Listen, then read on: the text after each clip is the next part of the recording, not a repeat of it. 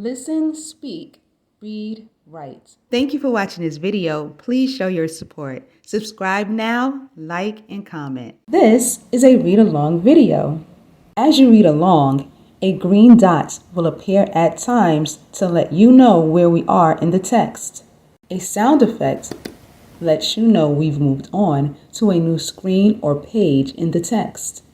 The Pledge of Allegiance. I pledge allegiance to the flag of the United States of America and to the republic for which it stands, one nation, under God, indivisible, with liberty and justice for all. Preamble of the United States Constitution. We, the people of the United States, in order to form a more perfect union, establish justice, ensure domestic tranquility, provide for the common defense, promote the general welfare, and secure the blessings of liberty to ourselves and our posterity, do ordain and establish this Constitution for the United States of America. The Star-Spangled Banner. Verse 1. Oh, say, can you see, by the dawn's early light, what so proudly we hailed at the twilight's last gleaming, whose broad stripes and bright stars through the perilous fight o'er the ramparts we watched were so gallantly streaming. And the rockets' red glare, their bombs bursting in air, gave proof through the night that our flag was still there. Oh, say does that star-spangled banner yet wave o'er the land of the free and the home of the brave. Verse 2. On the shore dimly seen through the mist of the deep, where the foe's haughty host in dread silence reposes, what is it that which the breeze or the towering steep, as fitfully blows, half conceals, half discloses? Now it catches the gleam of the morning's first beam, in full glory reflected, now shines in the stream. 'Tis a star-spangled banner, oh long may it wave, o'er the land of the free and the home of the brave. Verse 3. And where is that band who so vauntingly swore that the havoc of war and the battle's confusion, a home and a country shall leave us no more? Their blood has washed out their foul footsteps' pollution. No refuge could save the hireling and slave from the terror of flight or the gloom of the grave, and the star-spangled banner in triumph does wave, o'er the land of the free and the home of the brave. Verse 4. Oh, thus it be ever when freemen shall stand between their loved home and war's desolation. Blessed with victory and peace, may the heaven's rescued land praise the power that have made and preserved us a nation. Then conquer we must, when our cause is just, and this be our motto, and God is our trust. And the star-spangled banner in triumph shall wave, o'er the land of the free and the home of the brave. The Bill of Rights, the first 10 amendments to the Constitution. First Amendment. Congress shall make no law respecting an establishment of religion, or prohibiting the free exercise thereof, or abridging the freedom of speech, or of the press, or the right of the people peaceably to assemble, and to petition the government for redress of grievances. Second Amendment. A well-regulated militia being necessary to the security of a free state, the right of the people to keep and bear arms shall not be infringed. Third Amendment. No soldier shall, in time of peace, be quartered in any house without the consent of the owner, nor in time of war, but in a manner to be prescribed by law. Fourth Amendment. The right of the people to be secure in their persons, houses, papers, and effects against unreasonable searches and seizures shall not be violated, and no warrant shall issue, but upon probable cause, supported by oath or affirmation, and particularly describing the place to be searched and the persons or things to be seized. Fifth Amendment. No person shall be held to answer for a capital or otherwise infamous crime unless on a presentment or indictment of a grand jury, except in cases arising in the land or naval forces or in the militia when in actual service in time of war or public danger. Nor shall any person be subject for the same offense to be twice put in jeopardy of life or limb, nor shall be compelled in any criminal case to be a witness against himself, nor be deprived of life, liberty, or property without due process of law, nor shall private property be taken for public use without just compensation. Sixth Amendment. In all criminal prosecutions, the accused shall enjoy the right to a speedy and public trial by an impartial jury of the state and district wherein the crime shall have been committed, which district shall have been previously ascertained by law, and to be informed of the nature and cause of the accusation, to be confronted with the witness against him, to have compulsory process for obtaining witnesses in his favor, and to have the assistance of counsel for his defense. Seventh Amendment. In suits at common law, where the value in controversy shall exceed $20, the right of trial by jury shall be preserved, and no fact tried by a jury shall be otherwise re-examined in any court of the United States than according to the rules of common law. Eighth Amendment. Excessive bail shall not be required, nor excessive fines imposed, nor cruel and unusual punishments inflicted. Ninth Amendment. The enumeration in the Constitution of certain rights shall not be construed to deny or disparage others retained by the people. 10th Amendment. The powers not delegated to the United States by the Constitution, nor prohibited by it to the states, are reserved to the states respectively, or to the people. The Declaration of Independence.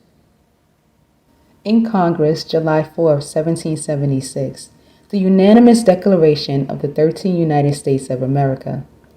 When in the course of human events, it becomes necessary for one people to dissolve the political bands which have connected them with another, and to assume among the powers of the earth the separate and equal station to which the laws of nature and of nature's God entitle them, a decent respect to the opinions of mankind requires that they should declare the causes which impel them to the separation. We hold these truths to be self-evident, that all men are created equal, that they are endowed by their Creator with certain unalienable rights, that among these are life, liberty, and the pursuit of happiness. That to secure these rights, governments are instituted among men, deriving their just powers from the consent of the governed. That whenever any form of government becomes destructive of these ends, it is the right of the people to alter or to abolish it, and to institute new government, laying its foundation on such principles and organizing its powers in such form as to them shall seem most likely to affect their safety and happiness. Prudence, indeed, will dictate that governments long established should not be changed for light and transient causes. Accordingly, all experience have shown that mankind are more disposed to suffer while evils are sufferable than to right themselves by abolishing the forms to which they are accustomed. But when a long train of abuses and usurpations, pursuing invariably the same objective evinces a design to reduce them under absolute despotism, it is their right, it is their duty to throw off such government and provide new guards for their future security. Such has been the patient sufferance of these colonies, and such is now the necessity which constrains them to alter their former systems of government. The history of the present King of Great Britain is a history of repeated injuries and usurpations, all having indirect object the establishment of an absolute tyranny over these states. To prove this, let facts be submitted to a candid world. He has refused his assent to laws, the most wholesome and necessary for the public good. He has forbidden his governors to pass laws of immediate and pressing importance, unless suspended in their operation till his assent should be obtained. And when so suspended, he has utterly neglected to attend to them.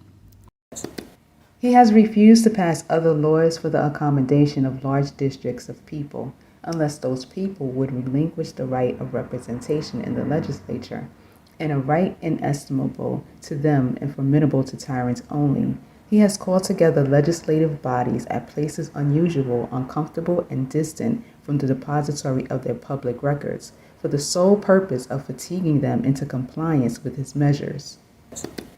He has dissolved representative houses repeatedly for opposing with manly firmness his invasions on the rights of the people. He has refused for a long time after such dissolutions to cause others to be elected, whereby the legislative powers incapable of annihilation have returned to the people at large for their exercise. the state remaining in the meantime exposed to all the dangers of invasion from without and convulsions from within. He has endeavored to prevent the population of these states for that purpose, obstructing the laws for naturalization of foreigners, refusing to pass others to encourage their migrations hither, and raising the conditions of new appropriations of lands. He has obstructed the administration of justice by refusing his assent to the laws for establishing judiciary powers. He has made judges dependent on his will alone for the tenure of their offices and the amount and payment of their salaries. He has erected a multitude of new offices and sent hither swarms of officers to harass our people and eat out their substance. He has kept among us in times of peace standing armies without the consent of our legislatures. He has effected to render the military independent of and superior to the civil power.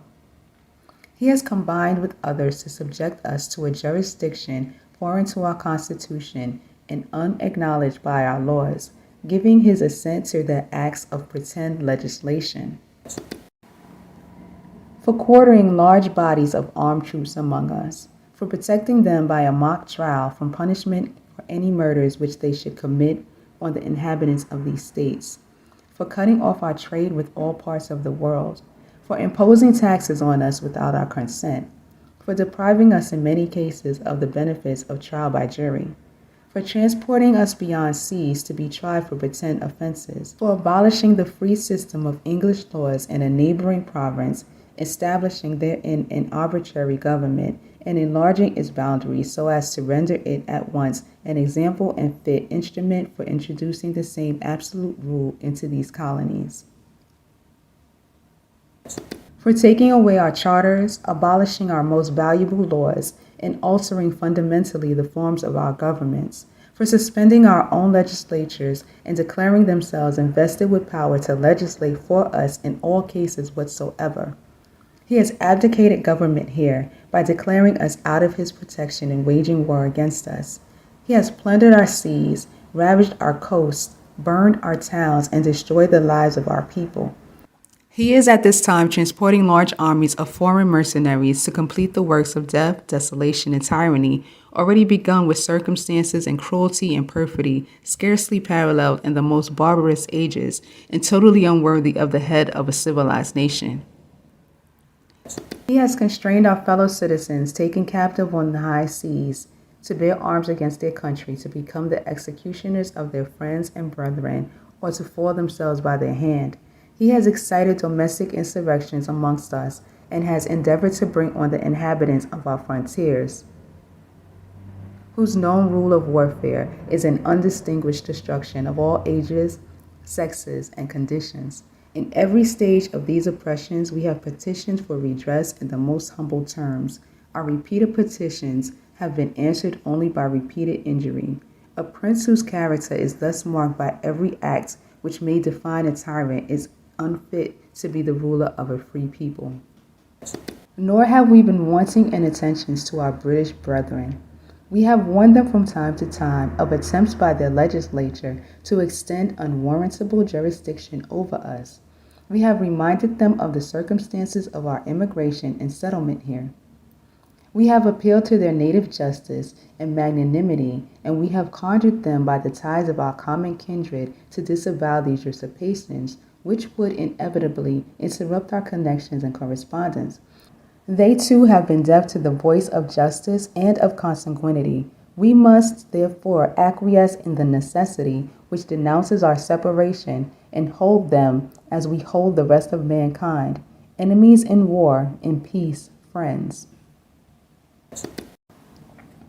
We, therefore, the representatives of the United States of America in General Congress, assembled, appealing to the Supreme Judge of the world for the rectitude of our intentions, do in the name and by the authority of the good people of these colonies, solemnly publish and declare that these united colonies are, and of right ought to be free and independent states, that they are absolved from the allegiance to the British Crown, and that all political connection between them and the state of Great Britain is and ought to be totally dissolved, and that as free and independent states They have full power to levy war, conclude peace, contract alliances, establish commerce, and to do all other acts and things which independent states may of right do.